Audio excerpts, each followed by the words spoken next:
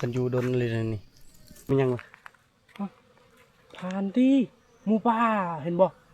โอ้หมูป่าประมาณแล้วโตยังพี่น้องนะเอ้าอินตาตีนโอ้ลิงเด็กเป็นตำปอยแล้วบัดนี้แต่เราไม่ได้ตั้งใจตัวนี้แล้วเสียดายนี่ตายแล้วยังเนาะ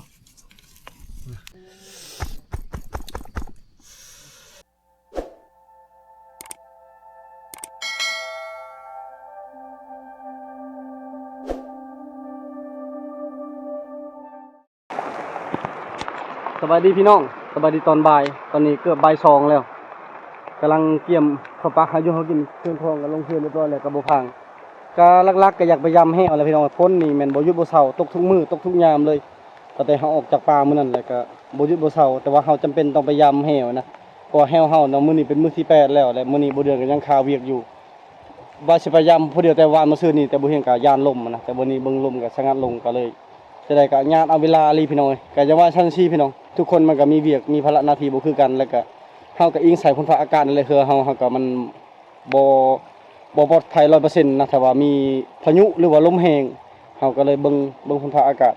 เฮาก็อิงใส่ผลฟ้าอากาศคือกันจะได้ก็ไปลองไปลุ้นนำกันพี่น้องเอ้ยการเดินทางของเฮามื้อนี้ว่าสิเป็นจังไดและก็ยามแห้งมื้อนี้สิมาหรือบ่สิเจอปัญหาหยังก็ไปติดตามเบิ่งพร้อมๆกันพี่น้องเอ้ยเครื่องลงเฮือนเรียบร้อยอันนี้ก็คือให้สมอนมาส่งแล้วก็ให้เราขับรถเมื่อเพราะว่าคันรถไทยก็ซ่านะเราต้องเอารถนี่แหละเครื่องคงกับบ่หลายปานใด2คนจะได้ขับขึ้นได้อยู่บ่เฮ้ย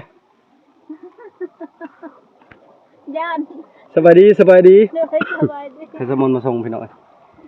ลองขับเบิ่ง เบิ่งรถนี่ก็รถเขาเจ้าหาอยู่หากินแล้วคันที่1ผู้คันที่2อยู่พุ่น3คันพุ่นน่ะรถสบายดีบ่พังบายดีพี่น้องมาได้ข้าวปลากันเขากับบ่พัง2คนบ่เดือนยังคาเวียกเฮ็ดจะได้ยังลืมเครื่องถ้าเอาเครื่องเจ้าได้บ่นี่ลืมกระเป๋าเปอยู่บ้านให้เมียมาส่งมาพังว่าตัวเครื่องส่วนหนึ่งก็ลงอย่าว่าส่วนหนึ่งจนเบิดเลยล่ะเครื่องลงแล้วยังแต่กระเป๋าเปบ่พังแล้วก็สิได้เดินทางไปเลยลงไต่พุพยายามแหวคนหากระเซาตกเบิ่งน้ำไหลจากๆอยู่จนก็มาอีกได้นะ บ่เห็นกลับมาแต่ปลามื้อนั้นก็พอดีไปซักหญ้า2เข็มเบิด100,000ซักบ่ก็โทษนำซักในกระโปงหรือว่าในก้นนี่แล้วก็ซักเส้นก็เป็นหวัดเป็นไอนั่นแหละบ่เห็นเป็นคนแพ้อากาศแพ้แบบว่าคนบ่นึงพ่นบ่นึงลมไปนี่แหละก็แพ้ไว้เป็นทุกปีแล้วก็ซักทุกปีก็ยังบ่เซาแต่ว่าเฮาก็ต้องได้ไปนะเพราะว่าเฮาเฮ็ดให้ปะแล้วยันซักถึกมันก็เน่าโอ้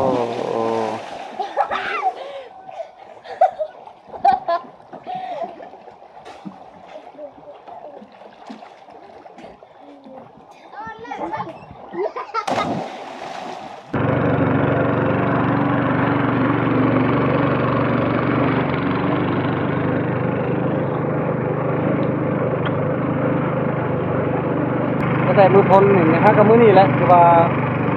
ลมโบแห้งนะอยู่ปีแต่ว่าอยู่ทางใต้เนี่ยเขาโบหูว่าแห้งหรือโบแห้งน้ำนี่ไหลปานน้ำแกงเลยละในน้ำนี่นะเมื่อวานนี้แห้งไหลคักเลย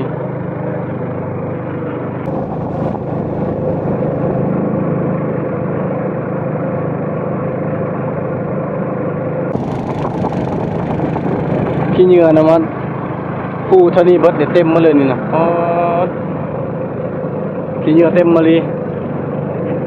นี่นำวนเท่านี้นี่เบิ่งขี้เหงื่อนี่ลงเบ็ดลงมองบ่ได้เลยล่ะนี่นะจักมาแต่ได้แต่ยานี่ขี้เหงื่อนี่เป็นแผ่นเลยพวก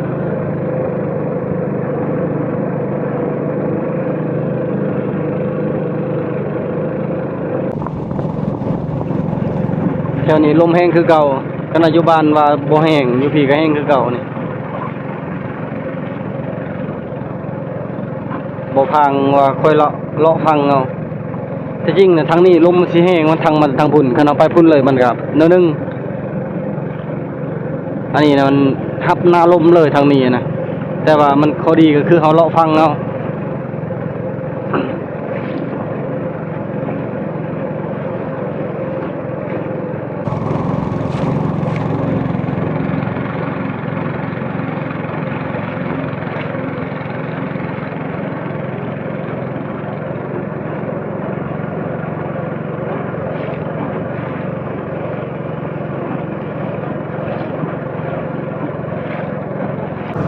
คิดว่าทีมงานเฮาพร้อมเบิดทุกคนว่าสิขึ้นภูแถวนี้แล้วนี่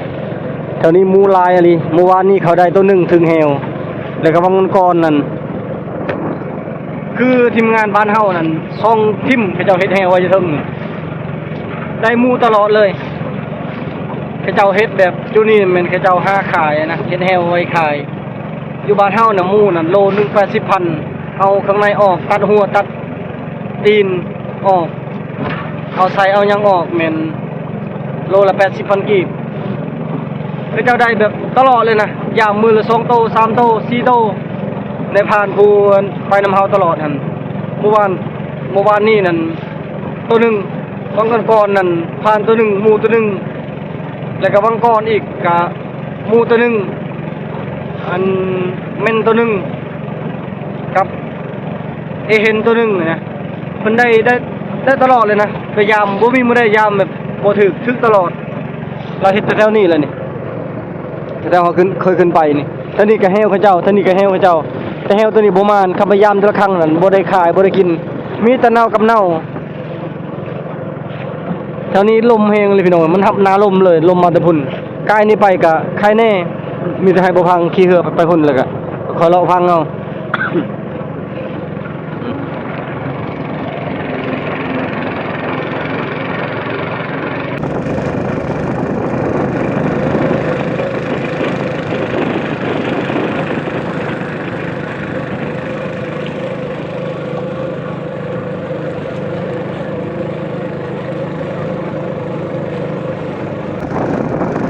ฝนตกตลอดน้ำเซาะเบิดตำพังนะดินสไลด์ลงดินเจือนลงมาทางเซพุ่นน่ะเฮือเขาเจ้านะเฮือแดงๆเฮือสีส้มหนักกวนไฟนี่ใช่ไหมเขาอยู่เท่านั้นจะเป็นเฮือใครนั่นสิเป็นคนตะเกียงลีนหรือว่าบ้านลอยก็บ่ฮู้ทางเฮือทางจักรกวนไฟ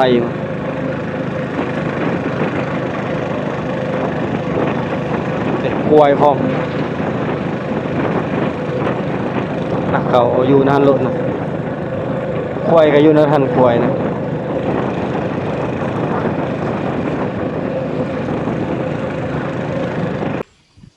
ตอนนี้มาฮอดจุดพักของเราแล้วกองกรนี่แม่นพุ่นแหละทำไปนอนกองพุ่นประมาณอีก1 กิโลนะขี่เรือไปแล้วอันนี้ก็คือทางหน้าพัดลมรถนี่เมื่อก่อนมันสิเรียงๆทางนั้นเฮาก็หาจอดเท่านี้พักเท่านี้เลยนี่พากันเฮ็ดมุงหลังคาไว้นะยันเครื่องของเปียกเพราะฝนมันมายามใดบ่ฮู้ฝนมาตลอดคือสิหาพักเท่านี้แหละเก็บเฮ็ดแล้วก็สิขึ้นไปยามแฮวอยู่พุ่นแหละ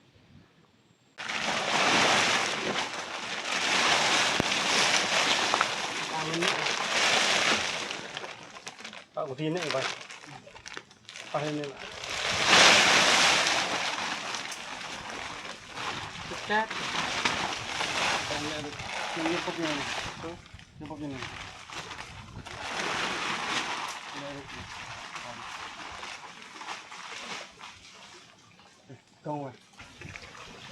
ตอนนี้มุงพระบาทเรียบร้อยแล้วก็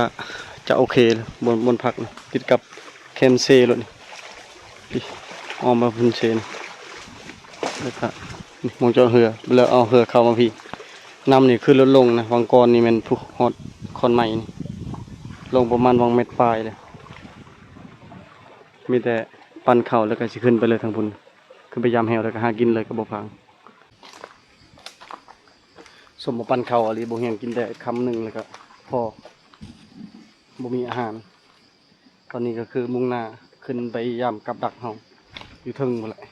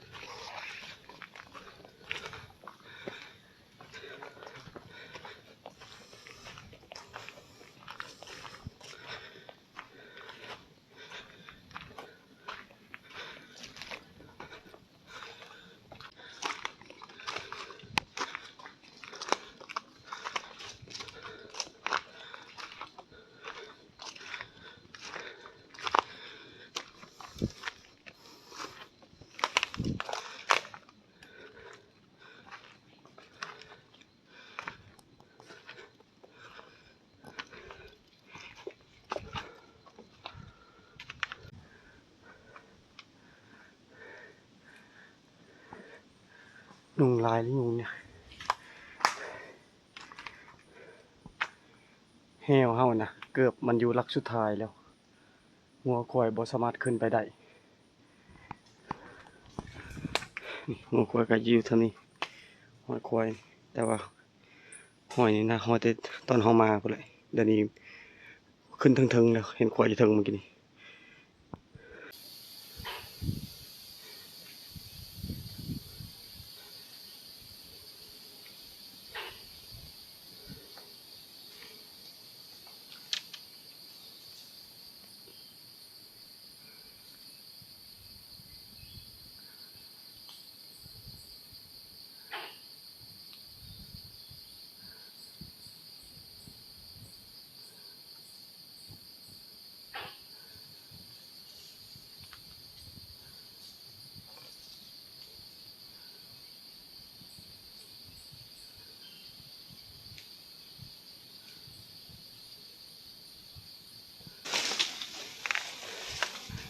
ตอนนี้กำลังย่างขึ้นไก่ชนแฮวแล้ว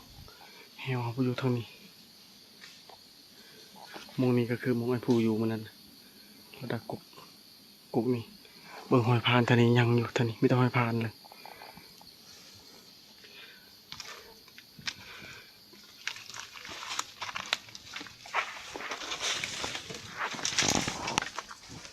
คันแม่นมือนั่นนะเรือแหวทรงชามดางไม่ใช่ทางลุมนี่คักชุดเลยยานได้เก็บแล้วเห็นหอยพานเท่านี้นะยังไม่อยู่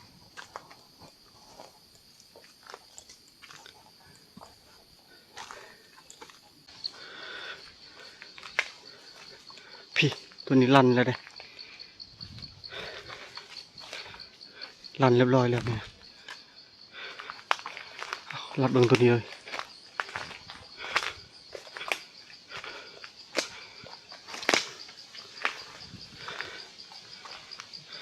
ถือไก่ป่า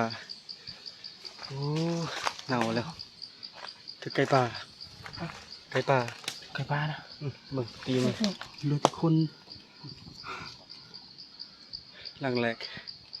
นั่นนะ ลั่นเรียบร้อย ที่ไก่บ้าปูเนาะ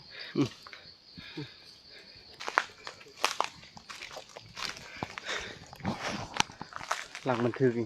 เป็นหลังที่สี่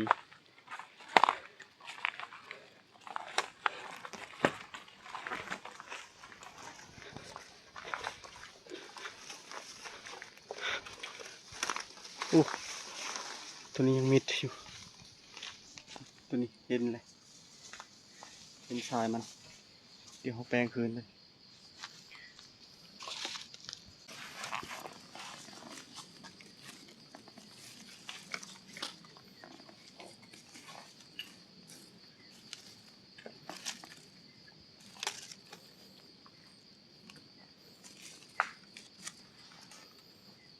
โอ้หลังที่สองมาแล้วโตยังพี่น้องนะ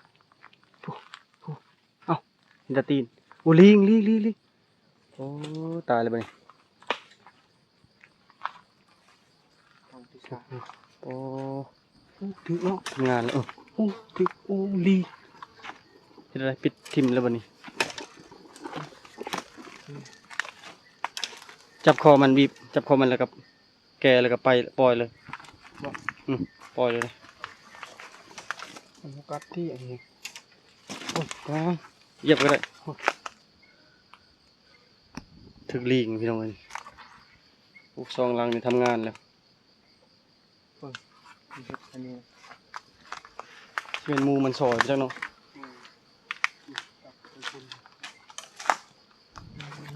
นี่ต้นพี่น้องเอ้ยจะไปลงต่ำมันมีแต่เฮาปิดทิมกินบ่ได้ของเฮาบ่กินเฮาก็ปล่อยเลยมันไอ้ต้นมันก็คือคนเลยเอามาพังจัดการ เฮ็ดอะไรกันนี่ จัดการค่อยๆเอาพี่น้องไอ้ต้นมันอยู่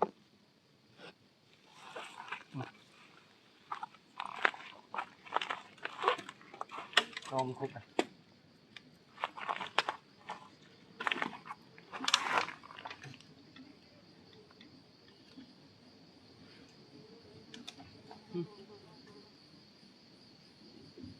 ให้ตายเลย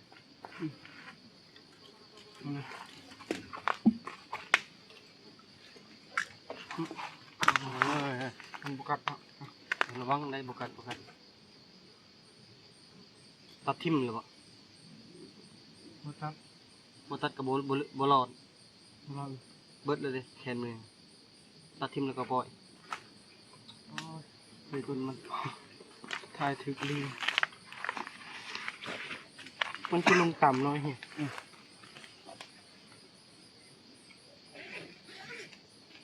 ถึกลายมือเล่นเน่าเลยมีแต่นั่นเลยบ่เลือดออกบ่หลอดออกนี่เลยแต่กระดูกเลือดกระดูก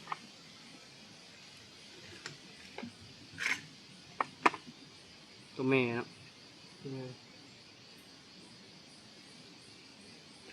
ได้อยู่ได้อยู่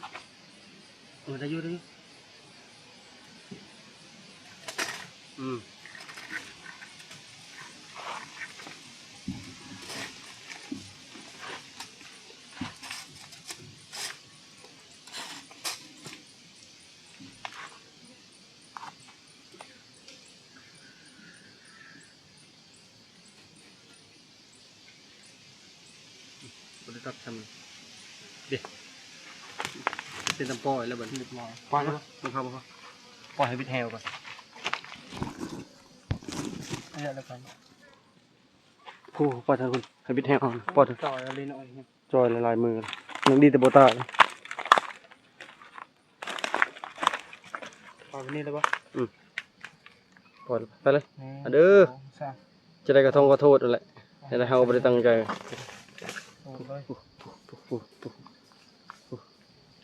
ไปเลย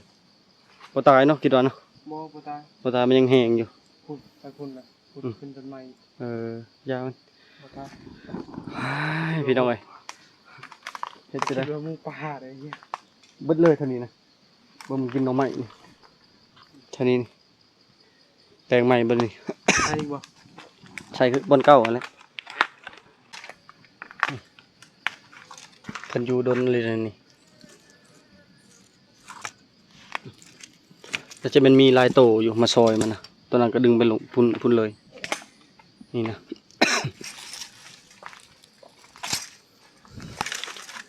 สองแต้มแล้วน้ำปอยบุพาเห็นหอยตางที่ชองหอยเก่าที่หอยเก่านี่เลยบ่แมนที่หอยเก่าแล้วท่านี่นั่งเดินเชิงลงไปทางนั้น มันหูเลยบ่ตัวนี้ลงต่ำมันนี่บ่พัง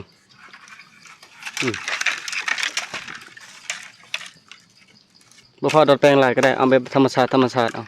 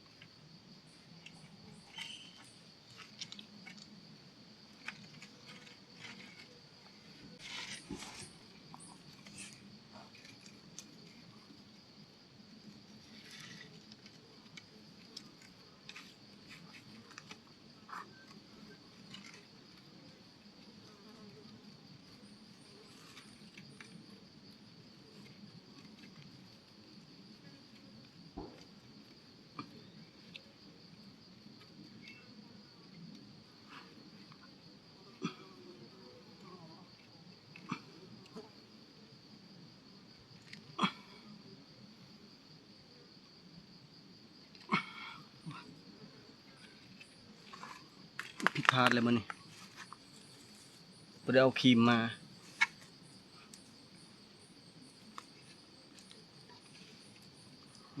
เอาผ้าครับ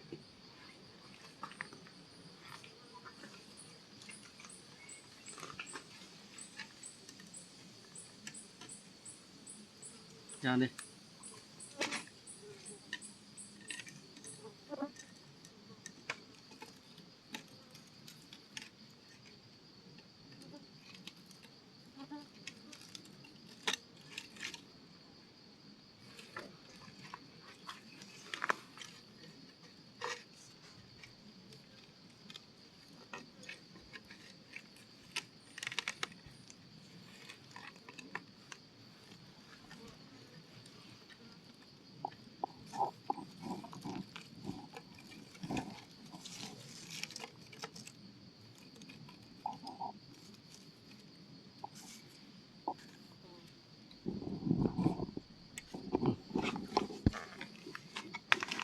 แล้วก็เอาไปใหม่เอายังปกคือเก่า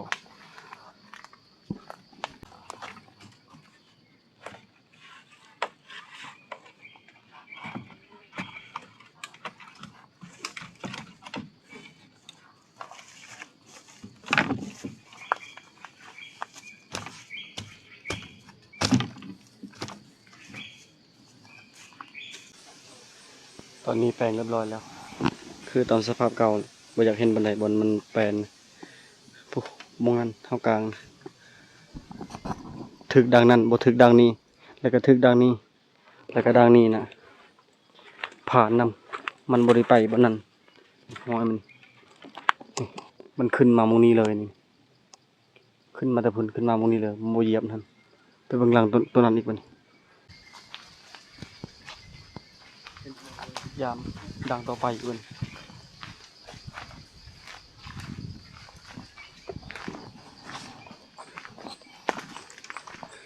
ลุ้นต่อไปพี่น้อยลุ้นดังต่อไป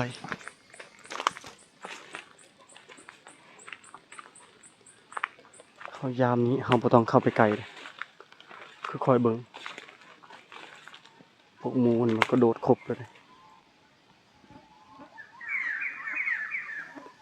นกนี่ไปกับเรา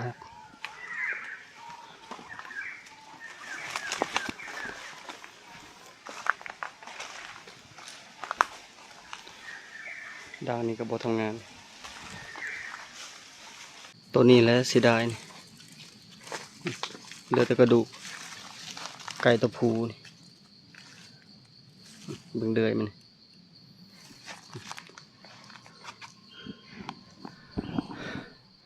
อันนี้บ่เฮียบ่โทษไผก็คือโทษทีมงานเฮาทุกคนนั่นแหละที่ว่าพากันข่าวเวียกอะนะบ่เฮียงก็สุดอยากญาติเอาเวลามายามแต่ว่าแต่ละคนก็ค่าหลักๆก็คือลมอะนะเฮาเป็นห่วงความปลอดภัยหลายกว่ากลางตัวนี้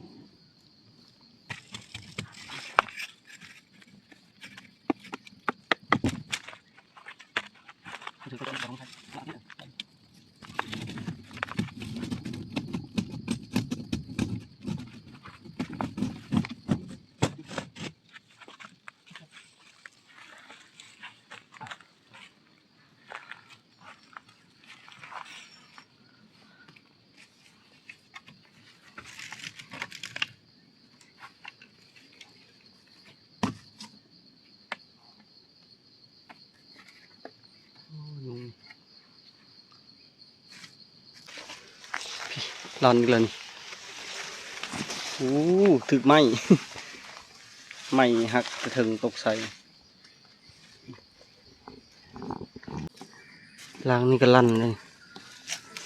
คือบ่เห็นหยังลั่นชีลังเลยบ่เห็นมันอย่าบ่ทันบ่เห็นหอยยังบ่เห็นเนาะบ่เห็นหอยบ่จ้ะบ่แม่นติ ยันถึกน้ำพลมาจัก ว่าน้ำพลซื่อๆก็สิลั่น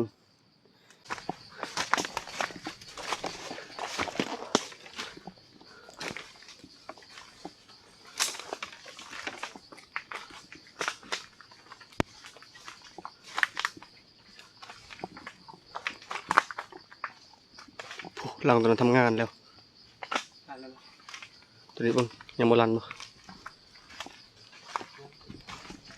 โอ้เมนเอาดิติดกึนแล้วบัดนี้นี่รันซื่อๆนี่คือบ่เห็นหยังเมนเอาดิเนาะ ตัวนี้ก่อนดิ ตัวนี้รันเรียบร้อยนะเราซอมันก็ดีด เอาก่อนเลยนะ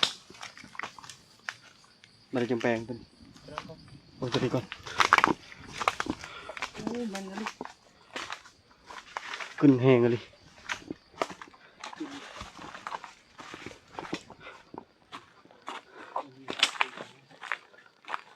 โอ้มันแห้งเลยปุ๊ตัวนั้นทางหน้าปุ๊ตัวนี้ยังเลยโอ้ทางหน้านี่พี่ยักโอ้ปุ๊ตัวนั้นเต่าตัวนี้มันยังเลย ผ่านดิหมูป่าเห็นบ่โอ้ หมูป่าเสียดายดิหมูป่า โอ้ นี่ตัวนี้ทึกเต่านี่ สิใครสิ ตัวสุดท้ายนี่ ป่าเน่า โอ้ยเอาเต่าก็ถึกวันนี้ ตอนสุดท้ายเต่าเนาะตายแล้ว ยังเนาะ ใหญ่ชุดคือเต่า เต่า โอ้ยพี่น้องเอ้ยซองแต้มเน่าซองแต้มบ่ตายตัวบ่ตายนี่คือเฮากินบ่ได้เต่ากับลิงตัวตายมีแต่กินได้หมูป่ากับไก่เจ็บใจเด้อเฮ้ยโทษไผบ่ได้พี่น้องเอ้ยโทษของตัวเองนี่แหละเบิดคำสิเว้าเลยคันไปยามเมื่อวานนี้ก็บ่ทันคือเก่าเพราะมันจนเละคักเลยอ้าวจะได้ก็สิปล่อยเต่าตัวนี้ก่อนอีต้นเต่านี่โอ้ยเมื่อยแล้วบัดนี้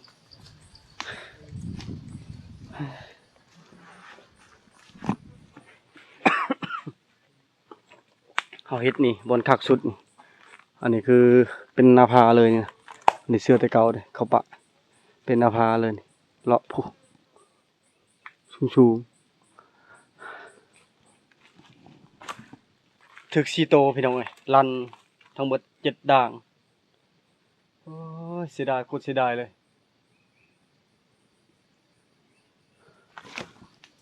นี่กุกไห้รถเนี่ยกุกไห้ใหญ่หมูนี่หมูประมาณ10ปลายโล20โลนี่แหละไป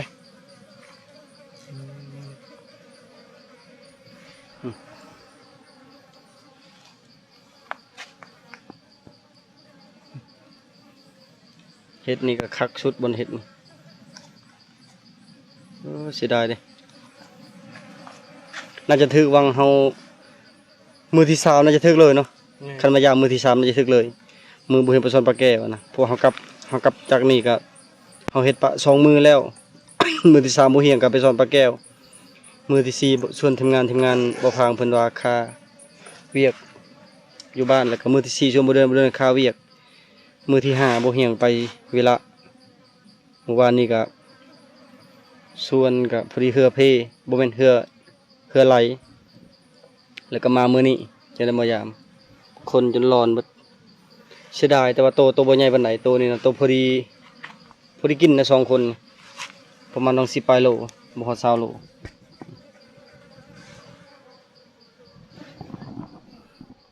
เบิดคำสิเว้าพี่น้องเอ้ยบ่ได้กินจักโตเลยเสียดาย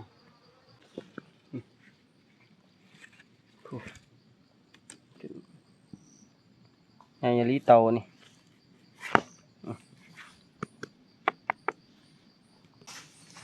ตัวนี้นะคันปล่อยกับอีต้นหนอง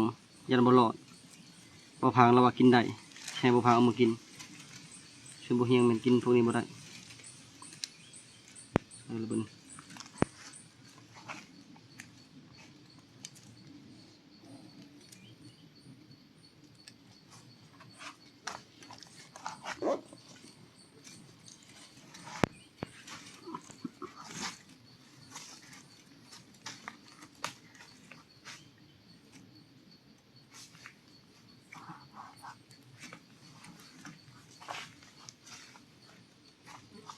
เนี่ยทำเหมือนตัวนึงเลย อืม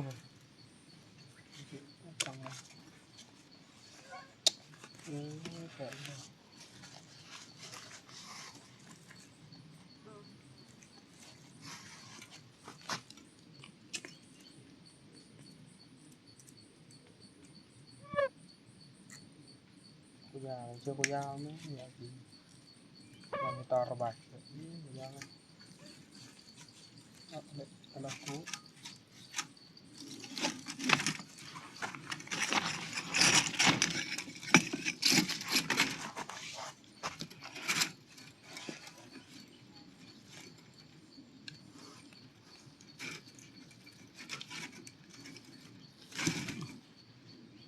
พี่เตาก็จนจอด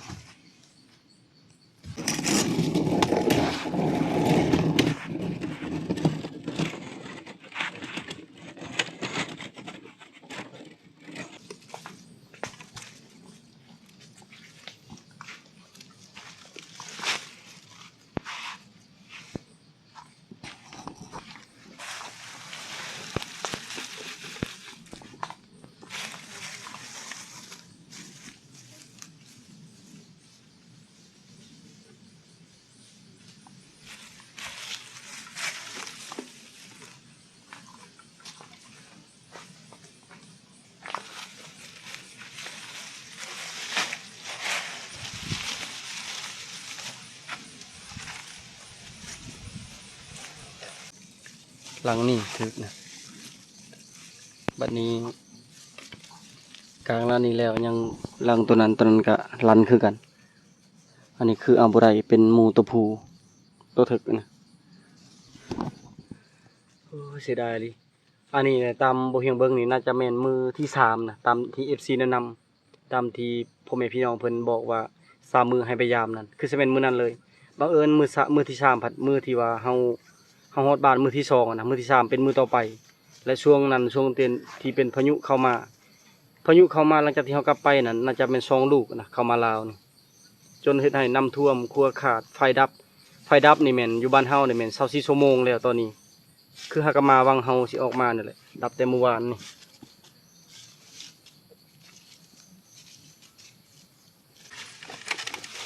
เนี่ยตัวนี้ก็ลั่น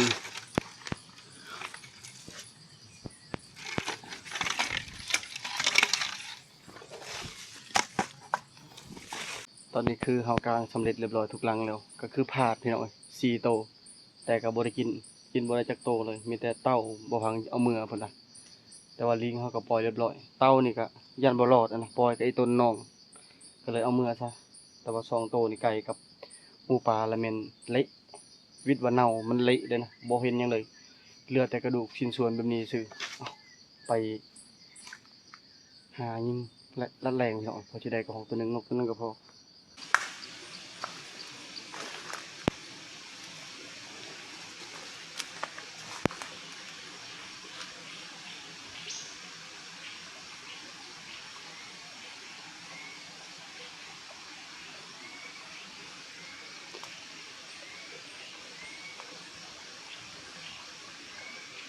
มีเพิ่มตัว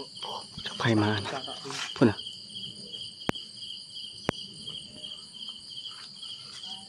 ทีมงานบ้านไอ้เคยบ้านดอยนำ เออ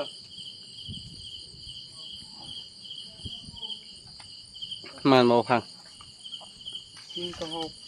ปวดคือแล้วก็ได้แต่เต่าตัวนึง ยิงกระหอก2 บาทยิงเข้าบาท1บ่ถึกนกเสียดายแล้วใหญ่เลยแล้วบักใหญ่ซำไก่ยิงบ่ทันกระหอกตัวหนึงยิงบ่ทันปืนเขื่อนเลย